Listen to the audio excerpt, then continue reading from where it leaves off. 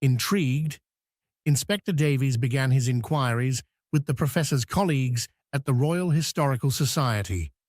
Dr. Silas Blackwood, a man with a severe demeanour and a known professional rivalry with Professor Finch, expressed his shock at the news, but his eyes held a flicker that the inspector couldn't quite decipher. "A terrible loss," Blackwood stated stiffly. His work on the Tudor period was comprehensive. Next, Davies spoke with Lord Harrington, a wealthy patron of the Society and an avid collector of historical artifacts. Lord Harrington spoke of Professor Finch's recent discovery, a manuscript rumoured to contain secrets that could rewrite the history of the English Reformation. The professor was beside himself with excitement, Lord Harrington recounted, his voice tinged with a hint of envy. He believed it held the lost correspondence of key figures, revealing the true motivations behind the break with Rome.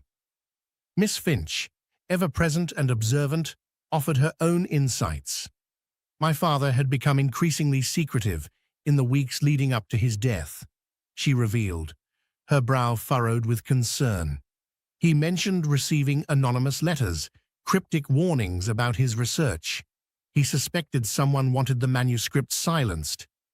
Days turned into nights as Inspector Davies meticulously pieced together the fragments of the puzzle. He examined the ransacked study, noting the precise way certain books had been moved, suggesting a deliberate search rather than a chaotic act of violence. He discovered faint traces of a rare type of ink, one used in the 16th century, near the empty space where the manuscript had been kept.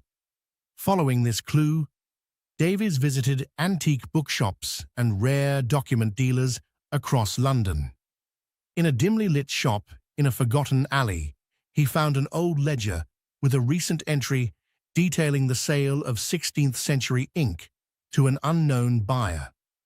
The description provided by the shopkeeper matched a known associate of a clandestine historical society, the Serpent and Quill, rumoured to deal in forbidden knowledge and lost artifacts. The Serpent and Quill, Inspector Davies learned, believed that certain historical truths should remain hidden, fearing the disruption they could cause to the established order. Could Professor Finch's discovery have threatened their long-held secrets? Was his murder and the theft of the manuscript an act to protect their version of history?